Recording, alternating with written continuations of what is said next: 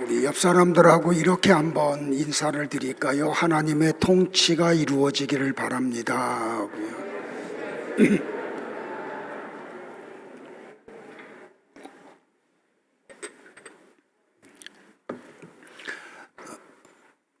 파스칼이 그런 이야기를 했죠. 인간은 사회적인 동물이라고요. 그래서 사람은 사람과의 관계를 맺으며 살 수밖에 없습니다. 그런데 사람과 사람을 관계하면서 살 때 좋은 일만 있으면 참 좋겠는데 때로는 반목하고 다투며 시기하고 질투하고 심지어는 민족과 민족이 또 나라와 나라가 전쟁을 일으키기도 합니다.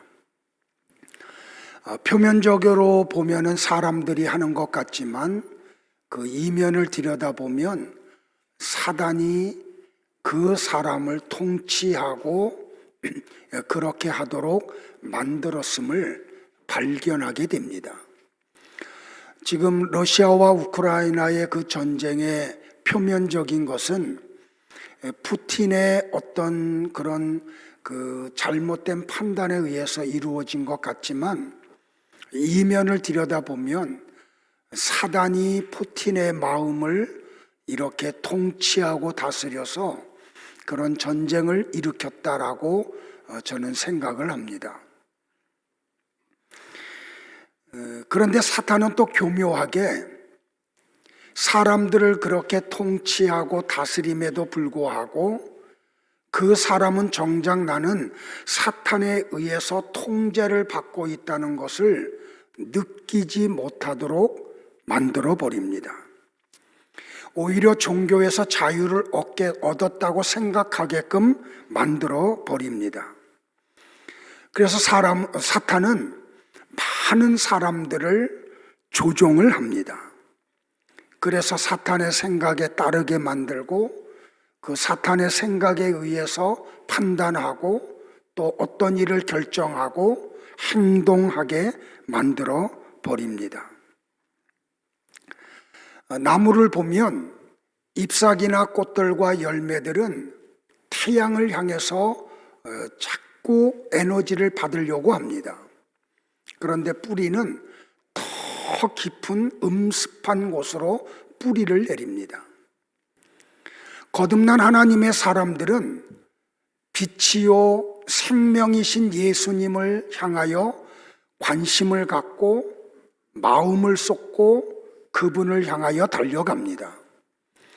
그런데 세상 사람들은 사단에 의해서 지배되고 있는 음습하고 어두운 세계로 자꾸 뿌리를 내리고 삶의 영역을 넓혀갑니다. 요한은 요한복음에서 거듭난 사람들을 빛의 세계에 들어온 사람이라고 표현을 하고 거듭나지 못한 세상 사람들을 어두움이라고 표현을 했습니다. 여름철에 공원에 가면 이렇게 불빛이 비치는 것들을 해놓고 모기들이나 날벌레들이 그 빛에 와서 타 죽게 만들죠. 그 원리가 어떻게 되어 있느냐면 이 나방이 밝은 빛을 보게 되면 근육이 수축이 됩니다. 그래서 자기도 모르게 자꾸 그 빛 속으로, 열 속으로 몸이 움직여집니다. 결국에는 그 열에 의해서 타 죽어버리고 말죠. 사단의 원리가 똑같습니다. 세상 사람들로 하여금 악이 뭔지를 모르게 만들고 악을 향해서 자꾸 몸을 틀어 육체의 쾌락을 쫓아서 살게 만듭니다. 그러다 결국에는 지옥 형벌 속에 빠지게 만들고 말죠. 교역자들 다 어디 갔나? 지금 2층에 새로 오신 분이 계신데 좀 안내를 해드리지. 그런데 여러분들 보세요. 하나님과 관계없는 사람들은 내버려 두죠. 근데 거듭난 하나님의 사람들, 하나님의 자녀들은 성도들이 자꾸 세상 사람들과 똑같은 삶의 패턴 속으로 빠져들면 하나님은 그들을 가만히 두지 않아요. 좀 죄송한데 사업을 망하게도 하고 건강을 잠시 빼앗아 가시기도 하고 그들의 환경을 좀 어렵게 만들기도 해요. 그러면 어떻게 돼요? 하나님의 사람들이 정신이 번쩍 들죠. 그래서 하나님께로 다시 돌아와요. 그러고 나면 성도들은 그때서야 비로소 깨달아요. 아, 내가 이렇게 살았으면 큰일 날 뻔했는데 하나님이 나를 사랑하셔서 이렇게 회복하도록 해 주셨구나를 깨닫게 돼요. 그래서 성경은 성도의 고난을 뭐라고 표현하냐면 복이라 그래요. 왜요? 그 고난이 하나님으로 다시 마음을 향하게 하고 잃어버렸던 기도를 회복하고 예배를 회복하며 하나님의 뜻을 발견하고 그 뜻을 향해서 나아가게 하기 때문에 말이에요. 그런데 이 세상에 알곡들이 많지가 않죠. 많은 사람들이 사단의 지배 아래 놓여 있어요. 그래서 바울은 에베소 교회 성도들을 향해서 사단이 너희들의 언어와 돈을 쓰는 방식과 욕구와 가는 곳과 휴식을 즐기는 장소와 방법까지도 사단이 완벽하게 통치하고 있음을 가르쳐줘요. 그때에 너희가 그 가운데서 행하여 이 세상 풍속을 좇고 공중의 권세 잡은 자를 따랐으니 곧 지금 불순종의 아들들 가운데서 역사하는 영이라. 여기 역사한다라고 하는 헬라어가 뭐냐면 에네르게이어예요. 무슨 뜻인고 하니 능력 있다, 효과적으로 일한다, 활동한다. 그리고 여기 영이라고 하는 헬라어 푸뉴마는 영이라는 뜻도 있지만 숨 쉰다라고 할 때 숨 또는 원리라는 뜻도 가지고 있어요. 그러니까 사단은 공중 권세를 잡고 그 사단의 어떤 원리를 가지고 효과적으로 일을 해요. 그래서 사람들을 다스려요. 그래서 사람들 속에서 나오는 모든 악한 것들은 사단이 효과적으로 일하는 데서 나타나는 일들임을 우리는 알아야 돼요. 그러니까 여러분들 어떤 한 가정이라든지 단체라든지 사회라든지 나라라든지 그런 데서 일어나는 잘못된 모든 것들은 사단의 힘과 능력과 에너지가 어떤 사람 속에 들어가서 그게 악하게 표출되는 거예요. 그래서 사람들이 아파하고 어려움을 겪고 고통 속에 빠지고 말지요. 2차 세계대전이 한참 발발하던 때에 철저한 무신론자였던 한 분이 계세요. 그분은 조드라고 하는 박사인데 이 사람은 무신론자였어요.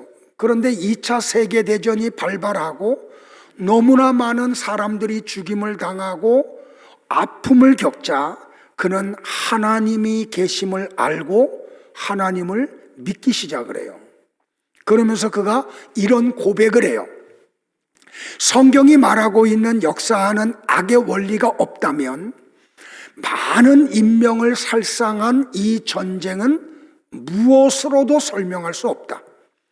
이 전쟁은 절대 돌발적인 사건이 아니었으며 소극적으로 일어난 것도 아니었다라고 말이에요.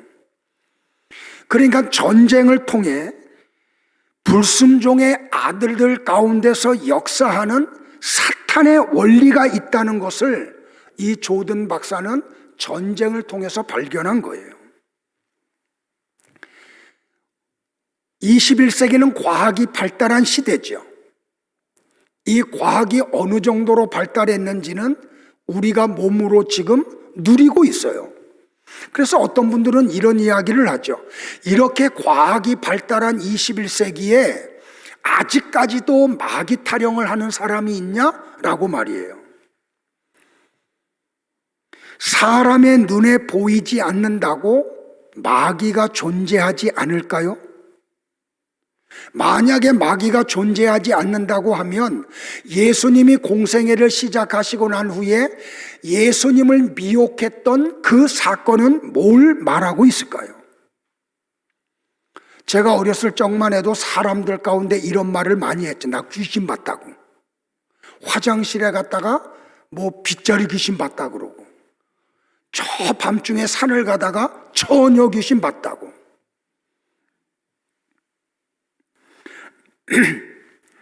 사람들은 귀신을 무서워하고 두려워하고, 그래서 귀신을 달래기 위해서 뭐를 해요? 굿을 해요. 마귀는 어리숙한 사람들에게 겁박을 해서 자신에게 절을 하도록 만들어버리고 말아요. 그런데 최근에 들어와서 마귀의 전략이 바뀌었죠. 여러분들, 이 세상의 모든 만물, 그걸 하나님이 누구에게 맡겼어요? 하나님의 형상과 모양으로 지음받은 사람에게 맡겼어요. 그런데 그 사람이 타락하면서 이 하나님이 우리에게 주신 이 세상의 모든 것을 마귀에게 다 빼앗겼죠. 그러니까 이 마귀가 얼마나 오만했냐면, 이 만물을 창조한 하나님에게 와가지고 뭐라 그래요? 야, 너 내 앞에 절해. 그러면 내가 이 세상의 모든 아름다운 것, 이거 다 내가 너한테 줄게. 그러니까 사단의 전략이 어떻게 바뀌었냐면, 세상의 풍요와 아름다움으로 사람들을 미혹해요. 그걸 줘버려요.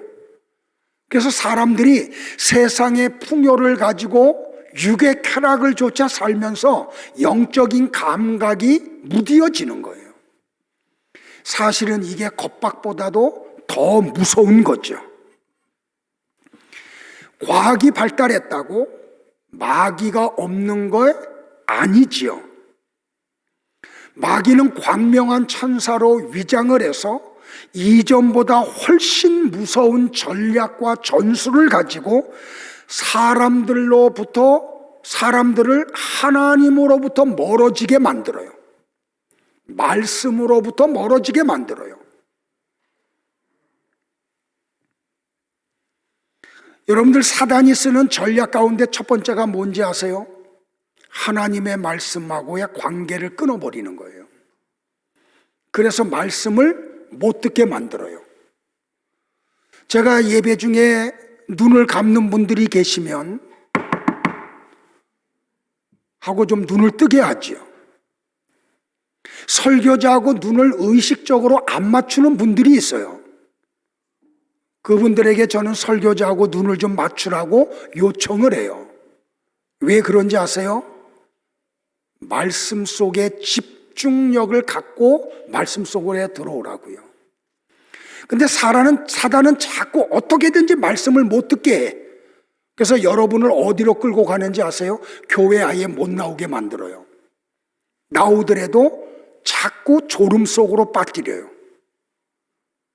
이런 얘기해도 조는 분 계시거든요. 그래서 말씀을 못 듣게 해요. 자, 근데 듣는데 깨닫지 못하게 만들어요. 자, 깨닫기는 하는데 믿음의 세계로 못 들어가게 만들어요. 자, 믿기는 하는데 삶에 적용하는 걸 못하게 만들기도 해요. 자, 우리가 지금은 최근에 들어와서 이 사무엘서를 지금 큐티하고 있죠. 자, 이 사무엘상의 시대는 사사시대예요. 사사시대는 어떤 시대예요? 사람들이 자기 소견에 옳은 대로 사는 시대예요. 그러면서 성경은 또 뭐라고 말하냐면, 사람들이 자기 소견에 옳은 대로 살던 이때의 또 다른 한 특징이 뭐냐면, 하나님의 말씀이 희귀하던 때였대요. 자, 그들에게 성경이 없는 거 아니에요? 하나님을 향한 예배가 없는 게 아니에요. 성경을 읽어요. 예배를 드려요. 그런데 말씀이 희귀하던 때라고 이야기해요. 그러다 보니까 자연적으로 뭐가 생겨요? 하나님에 대한 지식이 일어나지 않아요. 하나님에 대한 지식이 일어나지 않으니까 어떤 일이 벌어져요? 하나님의 뜻이 뭔지를 몰라요. 하나님의 뜻이 뭔지를 모르니까 자기 소견에 옳은 대로 살아요. 그런 일들이 왜 벌어져요? 하나님을 향한 거룩한 두려움이 없어서 그런 거죠. 나는 여러분에게 하나님의 말씀이 살아서 운동력을 가지고 여러분 안에서 역사하기를 축복을 해요. 자, 그러면 여호와의 말씀이 뭐예요? 자, 요한복음 1장 1절로부터 3절을 볼게요. 오늘 조금 학구적인 설교할게요. 같이 봐요. 태초에 말씀이 계시니라. 이 말씀이 하나님과 함께 계셨으니 이 말씀은 곧 하나님이시니라. 그가 태초에 하나님과 함께 계셨고 만물이 그로 말미암아 지은 바 되었으니 지은 것이 하나도 그가 없이는 된 것이 없느니라. 자, 태초에 말씀이 계셨다라고 얘기하죠. 자, 태초라는 말의 뜻이 뭐예요? 아무것도 존재하지 않던 때, 그때는 뭐만 있었다 그랬어요? 하나님의 나라만 있죠. 거기에 누구만 계세요? 하나님만 계시죠. 근데 요한이 성령의 계시 속에서 뭐라고 말하냐면 태초에 말씀이 계셨대요. 그런데 그 말씀이 뭐라고요? 하나님이셨다라고 말을 해요. 여기 말씀이라는 단어가 로고스예요. 히브리어로는 다바르라는 단어예요. 자, 똑같이 창세기 1장 1절에 가보면 하나님께서 말씀하시기를 빛이 있으라. 자, 태초에 하나님이 천지를 창조하시니라라고 하면서 하나님이 빛이 있으라라고 말씀을 하시죠. 여기에 말씀하셨다라고 하는 히브리어가 다바르예요. 자, 구약 성경에 다바르라고 하는 히브리어 단어의 뜻은 항상 두 가지 의미를 갖고 있어요. 하나는 사람의 입에서 나오는 말, 두 번째는 사건, 행동, 일이라는 뜻을 가지고 있어요. 자, 보세요, 여러분들. 말씀을 하니까 어떤 일이 벌어져요? 그 말씀의 내용이 실제가 돼요. 자, 다시요. 하나님께서 빛이 있으라라고 말씀을 하셨으니까 그 말씀의 내용이 빛이 현실이 돼서 나타나요. 자, 말씀이 현상이 돼서 나타나요. 자, 그러면 이 말씀은 굉장히 중요한 것이겠죠. 왜? 말씀만 하면 그게 현상이 돼서 나타나니까.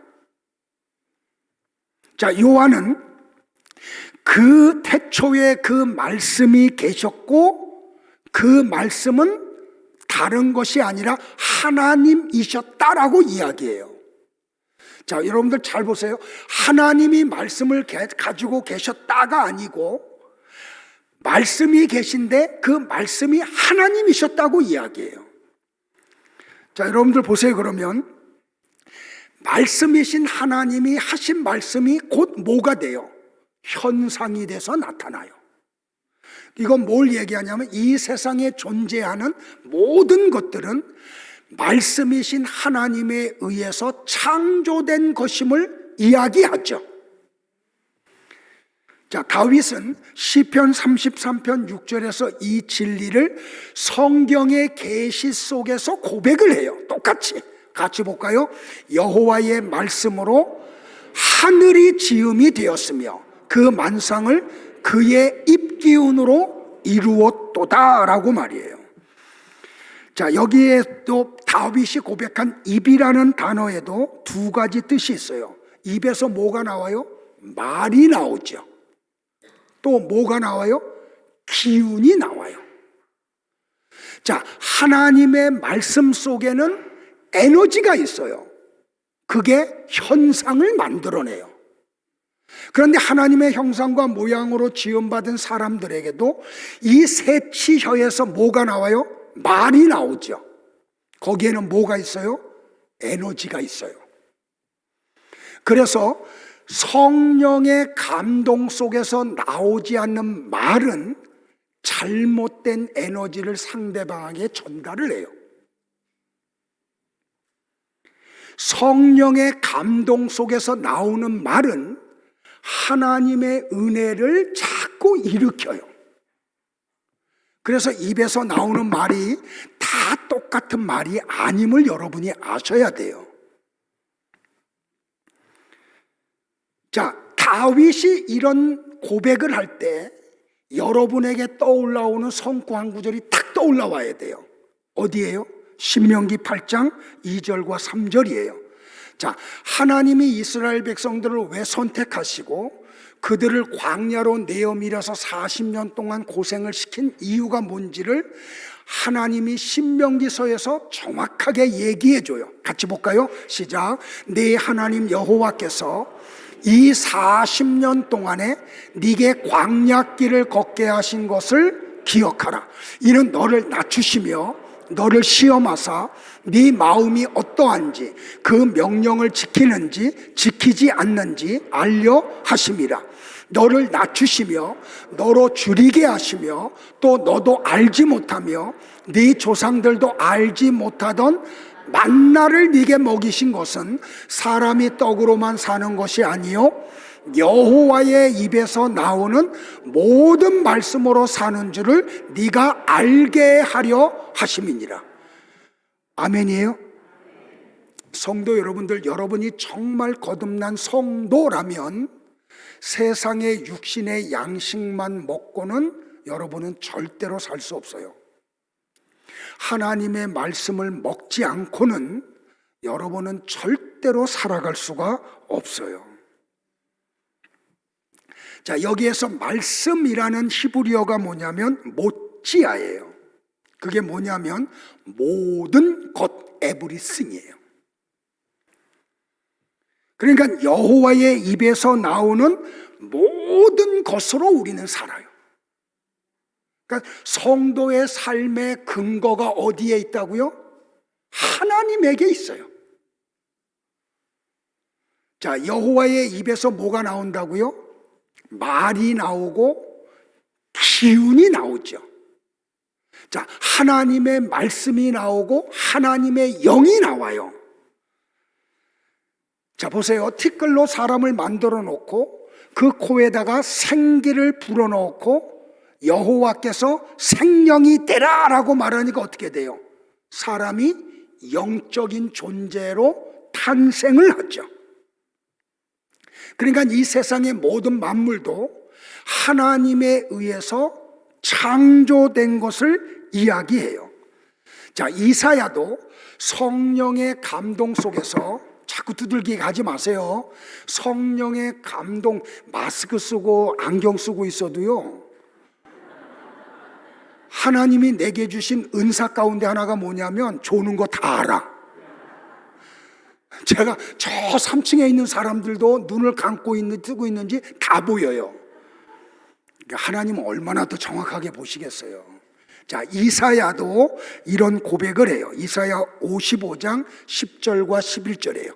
잘 따라오세요. 시작. 이는 비와 눈이 하늘로부터 내려서 그리로 되돌아가지 아니하고 땅을 적셔서 소출이 나게 하며 싹이 나게 하여 파종하는 자에게는 종자를 주며 먹는 자에게 양식을 줌과 같이 내 입에서 나가는 말도 이와 같이 헛되이 내게로 돌아오지 아니하고 나의 기뻐하는 뜻을 이루며 내가 보낸 일에 형통함이니라. 자, 비가 내리고 눈이 와요. 그러면 그게 다시 어떻게 돼요? 햇볕을 받으면 수증기가 돼서 다시 올라가죠. 하나님이 창조하신 분이 그거 모르실 리 있어요? 근데 오늘 뭐라고 이사야가 이야기해요? 비와 눈이 하늘로부터 내려서 그 뒤로 되돌아가지 않는다. 그래서 그 비와 눈이 뭘 한다고요? 땅을 적시고 소출이 나게 하고 싹이 나게 해서 파종하는 자에게 열매를 가져다 준다고요. 이거는 지금 뭔가를 설명하려고 지금 이사야가 하는 말이죠. 하나님의 말씀이 선포되면 그것은 반드시 이루어짐을 이야기하는 거예요. 하나님이 신구약 성경 66권에 말씀하신 내용이 절대로 되돌아가지 않아. 그 말씀대로 그대로 이루어진다는 말이에요.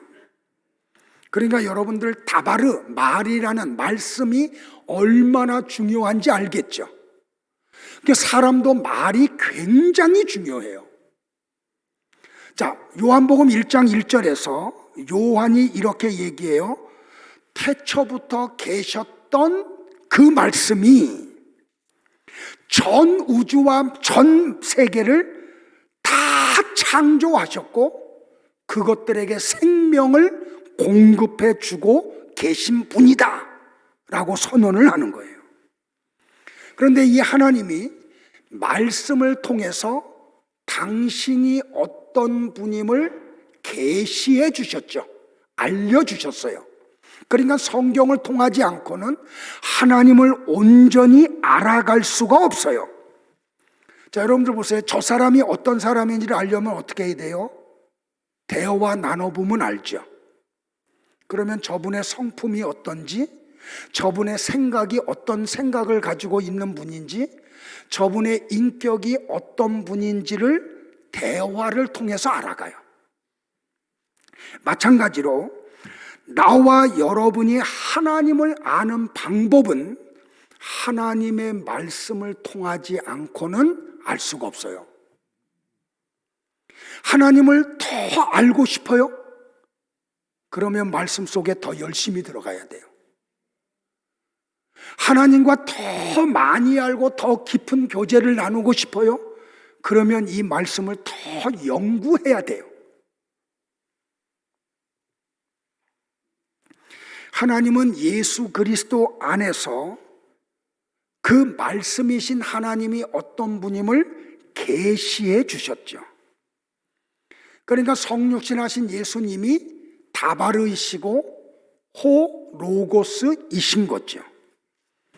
여러분들 초대교회 성도들이 예수님 믿는다고 하면 그 자리에서 세례를 베풀었어요. 지금 교회는 어떻게 해요? 1년을 유보하죠. 그래서 등록하고 6개월 후에 학습을 하고 학습한 지 6개월 후에 세례식을 거행하잖아요. 한마디로 말하면 뭐예요? 그 사람이 예수님을 믿는다는 말을 신뢰하지 않는다는 거예요. 근데 초대교회 때는 예수님을 믿는다고 하면 그 자리에서 세례를 베풀었어요. 왜요? 생명을 예수님에게 옮기는 거거든요. 제가 북한 사역을 하는데 북한 인민들을 만나서 복음을 전해요. 그러면 하나님이 역사할 때 어떤 사람이 예수를 영접해요. 그러면 죄송한데요, 그 호텔방에서 곧바로 세례식을 해요. 근데 세례식을 하면 내가 교회에서 여러분에게 세례를 베풀 때 느끼는 감정하고 느낌하고 완전히 달라요. 이분들이요 부들부들 떨어요. 세례를 받는데. 왜 그런지 알아요? 생명을 김정일에게서 예수 그리스도에게로 자기 걸 맡기는 거예요. 그러니까 사진을 앞에서 못 찍어요. 등 뒤에서만 찍어요. 혹시라도 얼굴이 유출돼서 이분이 북한에 갔을 때 불이익을 당하면 안 되니까. 근데 초대교회 때 세례를 베푸는데 세례를 베풀 때 반드시 세례받는 사람이 고백하는 게 있는데 뭔지 아세요? 예수님을 나의 주인으로 고백을 해요. 그래야 세례를 베풀어요. 자, 바울이 골로새서 1장 13절로 20절에서 그 내용이 뭔지를 우리에게 설명을 해줬어요. 조금 길지만 성경이니까 같이 한번 또 압독하죠. 시작. 그가 우리를 흑암의 권세에서 건져내사 그의 사랑의 아들의 나라로 옮기셨으니 그 아들 안에서 우리가 속량 곧 죄 사함을 얻었도다. 그는 보이지 아니하는 하나님의 형상이요 모든 피조물보다 먼저 나신 이시니 만물이 그에게서 창조되되 하늘과 땅에서 보이는 것들과 보이지 않는 것들과 혹은 왕권들이나 주권들이나 통치자들이나 권세들이나 만물이 다 그로 말미암아 그를 위하여 창조되었고 또한 그가 만물보다 먼저 계시고 만물이 그 안에 함께 섰느니라.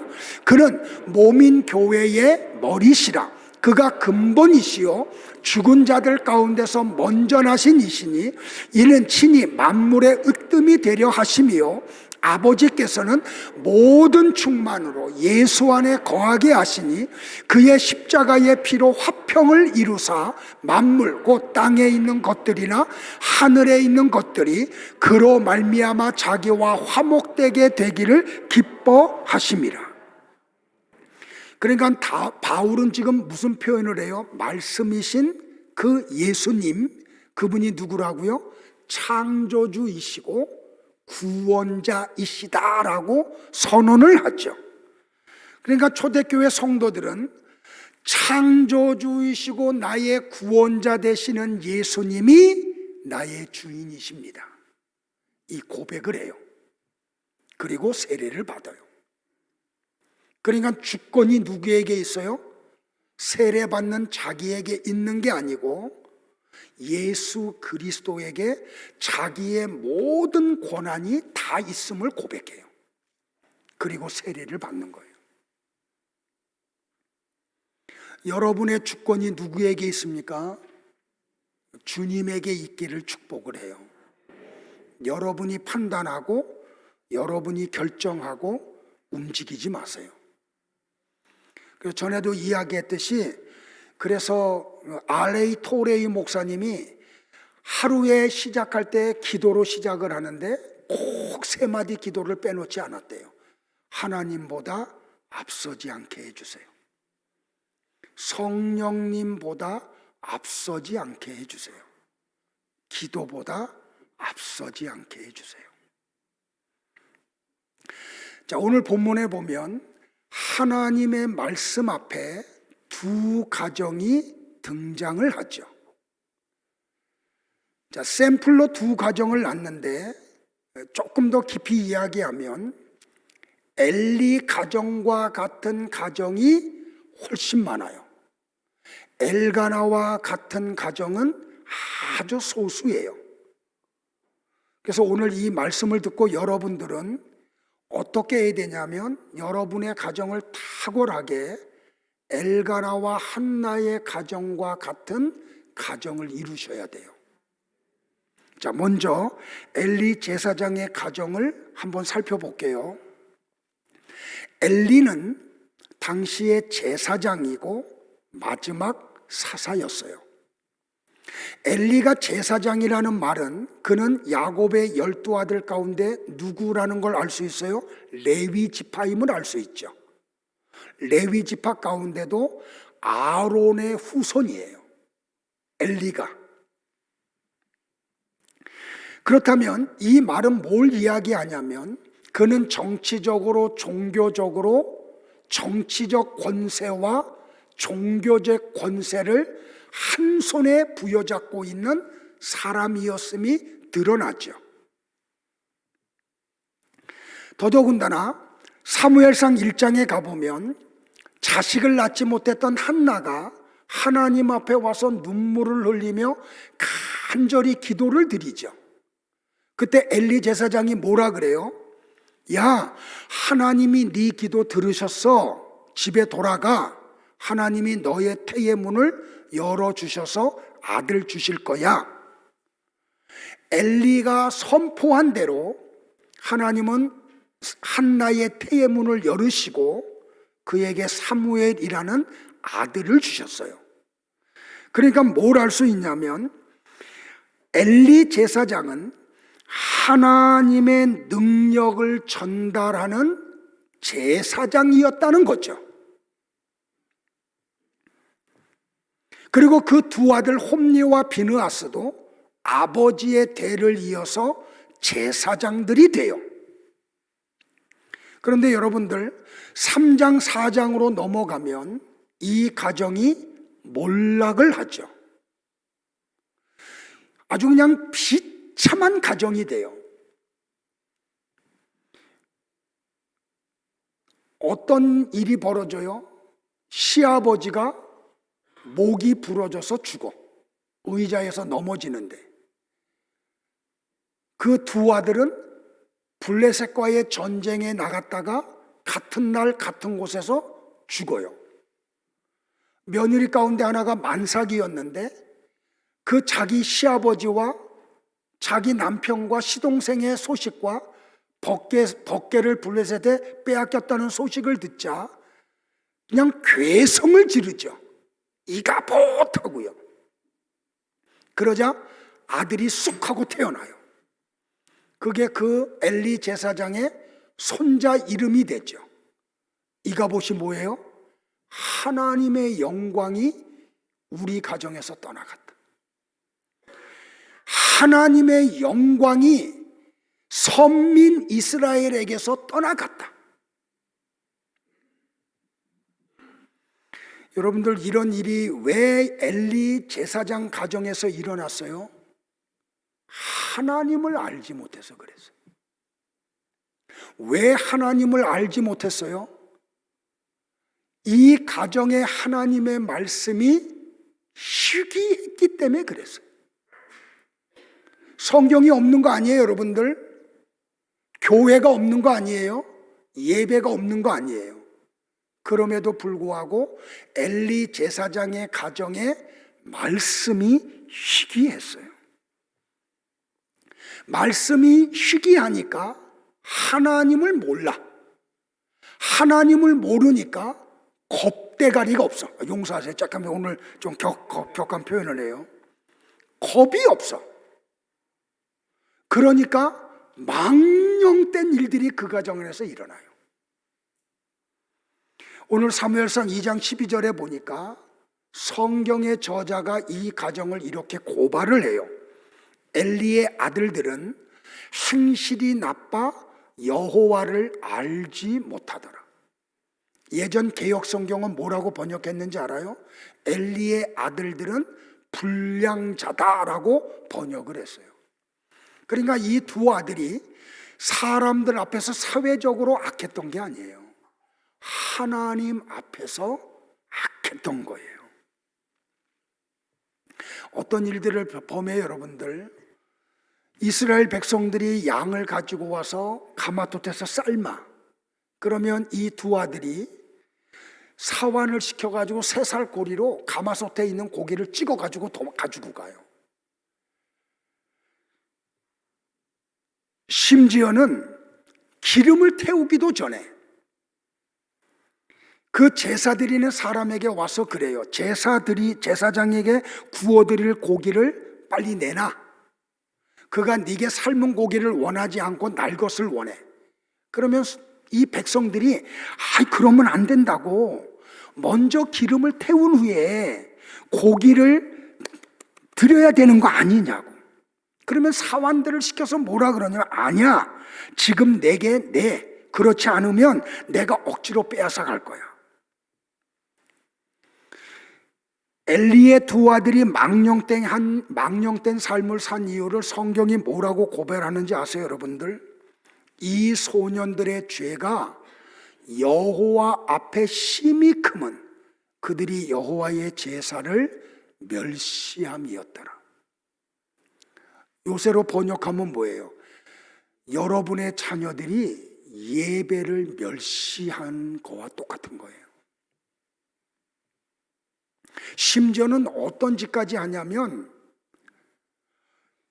회막문에서 수종드는 여자들과 동침까지 하고 말아요. 이 소식이 엘리에게 들려. 그러자 여러분들, 이 엘리가 어떤 행동을 취했는지 아세요? 여러분들 잘 보고 여러분은 그렇게 하면 안 돼요. 같이 한번 성경 볼까요? 시작. 너희가 어찌하여 이런 일을 하느냐? 내가 너희의 악행을 이 모든 백성에게서 듣노라. 내 아들들아, 그리하지 말라. 내게 들리는 소문이 좋지 아니하니라. 너희가 여호와의 백성으로 범죄하게 하는도다. 사람이 사람에게 범죄하면 하나님이 심판하시려니와 만일 사람이 여호와께 범죄하면 너가 그를 위하여 강구하겠느냐. 엘리의 이 처사가 맞을까요? 저 미국의 교육학자의 영향을 받은 교육학이 우리나라 교육계를 덮어버렸어요. 그래서 학교에서 선생님들이 학생들을 꾸짖지를 못해. 체벌을 못해. 애들이 망가지는데, 다 죽어가고 있는데, 교권이 무너져 버리고 말았어요. 근데 이 엘리 제사장의 가정이 바로 그랬어요. 아버지의 권위가 무너졌어. 자식들이 망할 짓을 하는데 아버지가 자녀들을 불러가지고 기껏 한다는 말이 야, 그러면 안 돼. 큰일 나. 이걸로 끝나버리는 거예요. 여러분들 사무엘상 3장 1절과 2절에서 이 가정을 향해서 뭐라고 표현했는지 아세요? 이렇게 표현을 해요. 여호와의 말씀이 희귀하여 이상이 흔히 보이지 않았더라. 엘리의 눈이 점점 어두워가서 잘 보지 못하는 그때에 라고 이야기를 해요.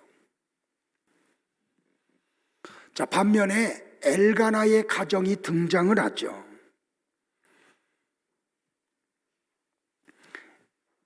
이 엘가나의 가정을 가만히 살펴보면 참 하나님의 은혜가 뭔지를 발견하게 돼요. 자, 이 사무엘, 이 상시대가 어떤 시대라 그랬어요? 사사시대의 끝자락이라 그랬죠. 사사시대의 끝자락은 어떤 시대예요? 이스라엘의 하나님을 왕으로 인정하지 않는 시대예요. 그러니까 이스라엘 백성들이 자기 소견에 옳은 대로 살던 시대죠. 근데 여러분들 보세요. 사무엘상 1장 5절과 6절에 가보면 똑같은 문장이 2번 반복해요. 하나님이 한나로 임신하지 못하게 하였더라. 뭘 깨달아요? 한나는 하나님의 통치 아래 놓였다는 거예요. 그러니까 여자가 결혼을 해서 당시에 아이를 낳지 못하는 것만큼 고통스러운 일이 없어요. 그런데 하나님이 한나를 통치하세요. 그리고 그의 태의 문을 닫아버려. 왜 그러셨을까요, 여러분들? 자기 소견에 옳은 대로 살지 않게 하시려고. 그래서 아까 말씀드린 대로 고난이 복이라는 이야기를 하는 거예요. 그랬더니 이 한나가 어떻게 해요? 자기의 아픔을 가지고 어디로 가요? 하나님 앞으로 가요. 뭘 해요? 그리고 하나님께 기도를 드려요. 어머니들 잘 들으세요. 여러분의 가정에 어떤 아픔이 오는 것을 감사하세요. 아멘 안 하지만 하나님의 통치가 이루어지는 거예요. 왜 하나님이 여러분의 가정을 통치하며 아픔을 주셨다고요? 내 소견에 옳은 대로 살게 하지 않으시려고. 왜? 내 소견에 옳은 대로 살면 이 땅에서는 재미있을지 몰라. 그런데 그 영혼은 파멸해서 지옥 가니까. 그러면 여러분들은 어떻게 해야 돼요? 그 아픔을 하나님 앞으로 가져와야 돼. 그리고 뭐 해야 돼요? 기도해야 돼요. 이 일이 여러분 가정에서 일어나기를 주의 이름으로 축복을 해요. 그랬더니 하나님이 어떻게 해요? 한나의 기도를 받으시죠. 그리고 그의 태의 문을 열어주세요. 태의 문을 여시는 분도 하나님이시고 닫으시는 분도 하나님이세요. 여러분의 환경을 어둡게 하는 분도 하나님이시고 밝게 하는 분도 하나님이세요. 그러니까 여러분이 뭐 해야 돼요? 그 문제를 하나님 앞에 가져와야 돼요. 그리고 기도해야 돼요. 근데 문제가 있는데, 어려움이 있는데 아무것도 안 해.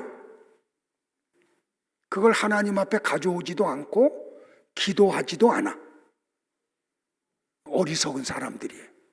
미련한 사람들이에요. 자, 그리고 났더니 하나님이 그에게 사무엘이라는 아들을 주시죠. 잘 들으세요. 우리나라 속담에 이런 말이 있어요. 화장실 들어갈 때의 마음과 나올 때의 마음이 다르다고. 한나는 안 그랬어요. 태의 문이 열리기 전의 마음과 태의 문이 열리고 난 다음에 하나님을 향한 마음이 동일했어요. 그래서 사무엘을 젖을 떼자 약속한 대로 어린아이 사무엘을 젖대면은 몇 살이나 될까요, 여러분들? 3살까지 젖 드신 분들 계세요? 어머니 젖? 오래 드신 분은 3살까지도 먹는다 그래. 그러면 더 인심 써서 6살에 떨어졌겠죠.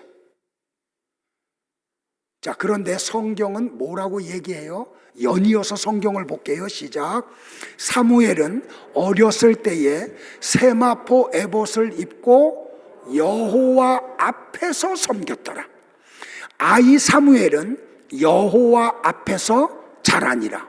아이 사무엘이 점점 자라매 여호와와 사람들에게 은총을 더욱 받더라.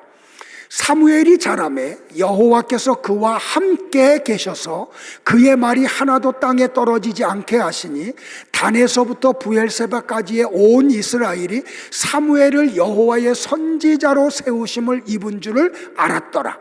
여호와께서 실로에서 다시 나타나시되 여호와께서 실로에서 여호와의 말씀으로 사무엘에게 자기를 나타내시니라. 성도 여러분들, 여러분의 가정에 있는 자녀들이 이렇게 되기를 원하세요? 좀 어린 자녀들은 여호와 앞에서 자라나. 하나님과 사람들에게 칭찬 들어. 장성한 자녀들 두신 분들 계세요? 하나님이 그를 떠나지 않아. 이런 가정, 이런 자녀들 두기를 주의 이름으로 축복을 해요.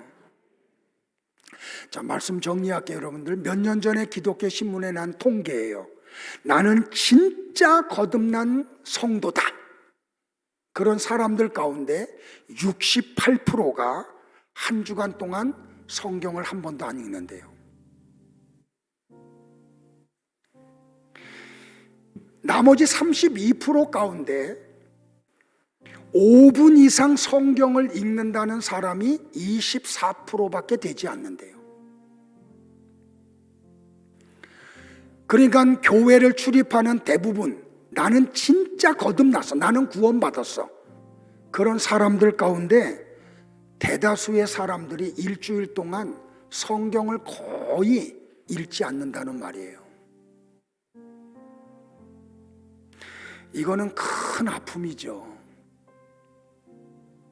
부모들이 그런데 그런 부모들이 자녀들에게 말씀을 가르치겠어요? 그런 자녀들이 하나님에 대한 지식이 일어나겠어요? 성도 여러분들, 하나님을 아는 방법은 성경밖에는 없어요. 성경을 통하지 않고는 예배가 뭔지를 알 수가 없어요. 성경을 통하지 않고는 나를 향한 하나님의 뜻이 무엇인지를 발견할 수가 없어요. 하나님에 대한 지식이 일어나지 않고는 하나님을 두려워하지 않아요.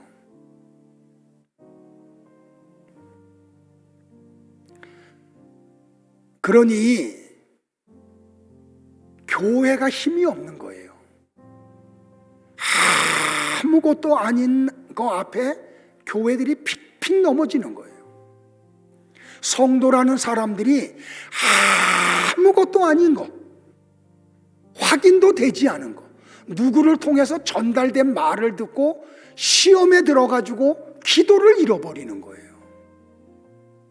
왜? 성경을 모르니까요. 근데 이런 일이 1세기에 그렇게 믿음이 좋다는 초대교회에서도 있었다는 거예요. 그래서 바울이 에베소 교회 성도들에게 편지를 쓰면서 이런 얘기를 하죠. 내가 여러분들을 위해서 매일매일 기도하고 있는 거 아세요? 어떤 내용으로 기도하는지 아세요? 하고 에베소서 1장 17절, 18절, 19절에서 친절하게 설명하잖아요. 다 같이 기도할까요? 시작.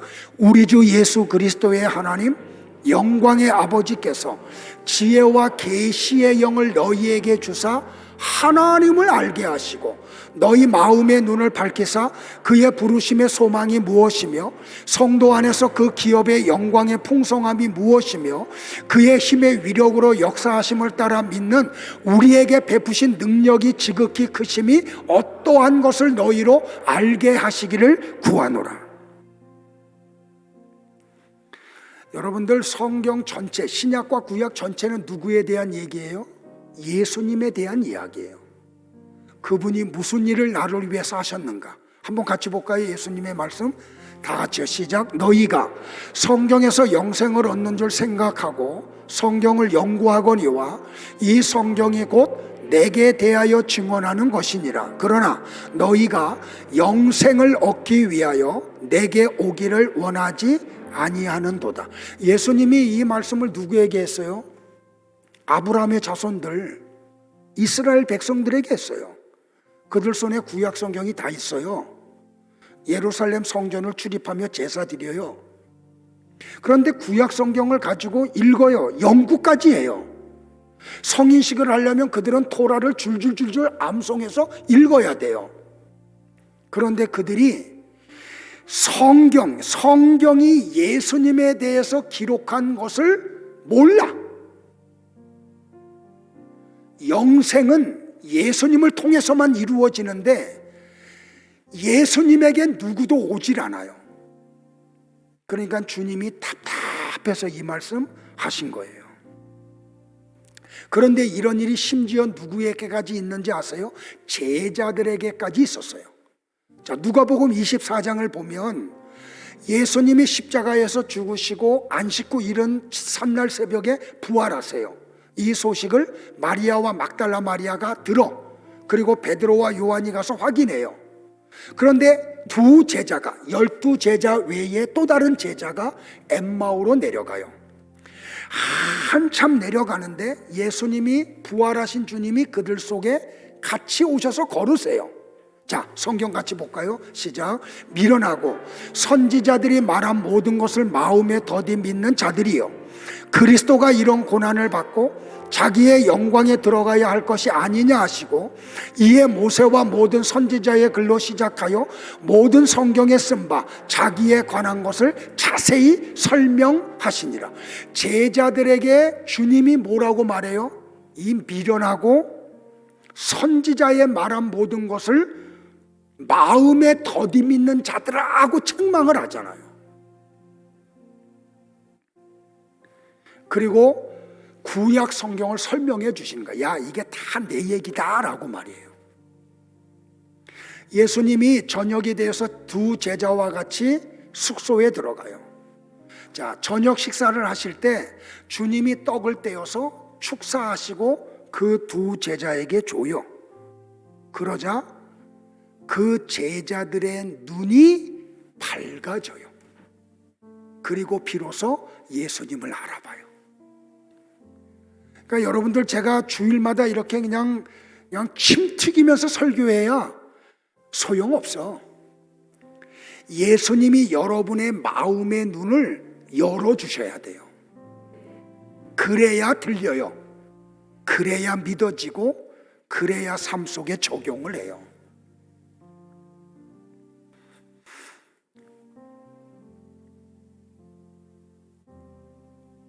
그러니까 이들이 어떻게, 여러분들, 엠마오로 내려가던 발걸음을 돌려서 다시 예루살렘으로 올라가요.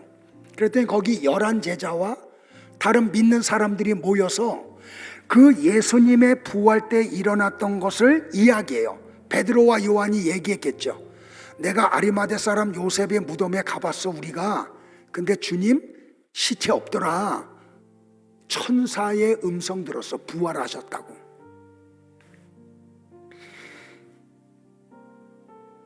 그리고 이 엠마오로 내려가던 두 제자도 자기네들이 경험했던 얘기를 그 사람들에게 다 하는 거예요.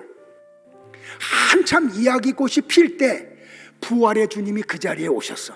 그리고 말씀을 하세요. 너희에게 평강이 있을지어다. 그런데 여러분들 어떤 일이 벌어졌는지 아세요? 부활한 주님을 만났고 그 얘기를 무용담을 나누고 있던 그들이 예수님이 직접 오시자 놀래요. 그리고 무서워해요. 그리고 어떻게 하는지 아세요? 예수님을 영으로 생각을 해요. 그러니까 예수님이 답답해서 한마디 해요. 어찌하여 두려워하고 어찌하여 마음의 의심이 일어나느냐. 내 손과 발을 보고 나인 줄 알라. 또 나를 만져보라. 영은 살과 뼈가 있으되 너희 보는 바와 같이 나는 없느니라. 그리고 주님이 못자국 창자국 다 보여주세요. 그들이 너무 기뻐서 믿지 못하고 놀랍게 여길 때 예수님이 말씀하세요. 야, 너희한테 먹을 거 있어? 하고요. 그래서 제자들이 생선 한 토막을 드리니까 주님이 그거를 드시고 이렇게 말씀을 하세요. 내가 너희와 함께 있을 때에 너희에게 말한 바 곧 모세의 율법과 선지자의 글과 시편의 나리를 가리켜 기록된 모든 것이 이루어져야 하리라 한 말이 바로 이거야. 그리고 마음을 열어 성경을 깨닫게 하세요. 그러자 그때서 그들이 저 모세오경 토라 선지서들 시가서들이 다 예수님 얘기한 거구나. 그때서야 그들이 믿어요. 성도 여러분들, 5월 가정의 달이에요. 여러분들의 관심이 어디 있어요? 자녀들을 향한 관심이. 학교 성적 좋아지는 거에 많잖아요. 오늘부터 좀 바뀌어지셔야 돼요. 여러분들은 가정에서 성경 교사가 돼야 돼요. 성경 가르치셔야 돼요. 자녀들이 좀 성장한 분들이 계시면 한나와 같이 교회 앞에 그 자녀의 문제를 가지고 와서 눈물 콧물 흘리면서 기도하셔야 돼요.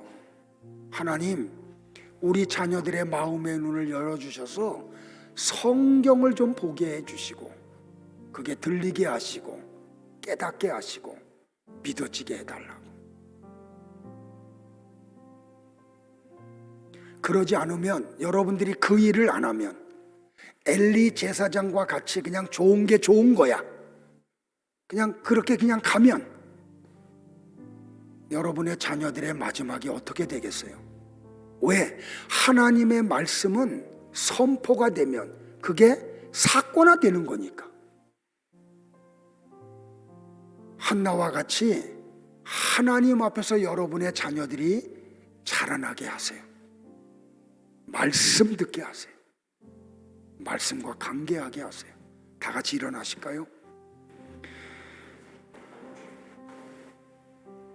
베드로전서 1장 10절로부터 11절까지의 말씀을 현대인의 성경 번역본으로 같이 합독을 하고 찬양한 후에 기도할 때 여러분 가정을 놓고 기도하세요. 특별히 자녀를 놓고 기도하는 시간 되기를 바라요. 같이 볼까요? 이 구원은 여러분에게 내릴 은총을 두고 예언한 예언자들이 열심히 찾고 연구하던 것입니다.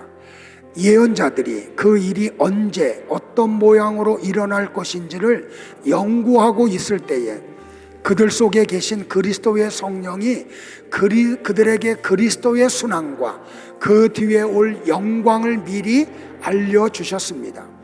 그들은 자기들이 찾은 진리가 자기들을 위한 것이 아니라 여러분을 위한 것이었음을 하나님의 계시에 의해서 알았습니다.